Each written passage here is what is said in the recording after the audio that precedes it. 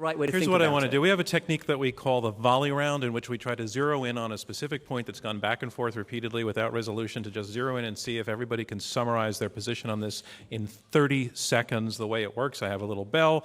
I'm going to put this question out there. It relates to Ben Bernanke, and each of you gets 30 seconds in turn. It goes back and forth. When your time is up, the bell gets rung. You have to stop talking and give it to the other side. The question is this, is about Ben Bernanke. Why is Ben Bernanke on your side? Why is Ben Bernanke on your side? Ben Bernanke, the former Federal Reserve Chairman who was the enactor of QE2, famously referred to as Helicopter Ben because of a statement he once made about situations such as this. You want to drop money by helicopters into the situation to rescue, to put out the fire. So I want to go to this side first. Which of you would like to speak first? Your 30 seconds, Simon Johnson, starts now. Ben Bernanke went to Milton Friedman's 90th birthday party.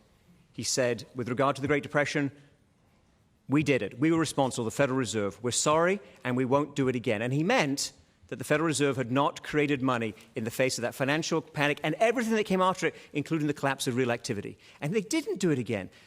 Ben Bernanke and his colleagues saved the day. Now, it was a mess. It was a disaster. Ben Bernanke talks about that too. But it was better than it would otherwise have been. That's what Bernanke says. Bernanke is absolutely... We're on Bernanke's side.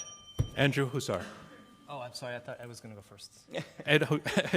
All right, fine. Ed Conard. Yeah. I think Ben Bernanke flat out says that printing money cannot create prosperity. He says it works in theory, but it doesn't work in practice. And now he says QE will only work if it's permanent, if it actually inflicts inflation if it's guaranteed to inflict inflation on the economy in the long run. I think he's backed way off of his position that got him the name Helicopter Ben. You can read the New Yorker magazine on Adair Turner's book, and Ed says he no longer mentions the theories that he put forward in the past. You can read his book. 500 pages of what he has to say about quantitative easing now, and you'll see that the things I said are true. Yeah, we heard earlier on that if this were a Woody Allen film, Ben Bernanke would suddenly appear. Well, unfortunately, he can't appear, but he has taken the trouble to tell me what he really meant.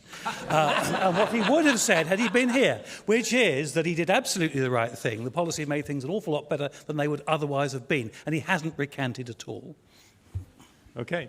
Andrew, who's sorry? So, Ben Bernanke, before the financial crisis, talked about how this was the great moderation, how activist monetary policy was going to save the day and would never really allow for a financial crisis to happen again. We saw how that went. Post-financial crisis, he started talking about how we see how monetary policy works doesn't work in theory, but it works in practice. And basically all of his statements since have been similarly confused.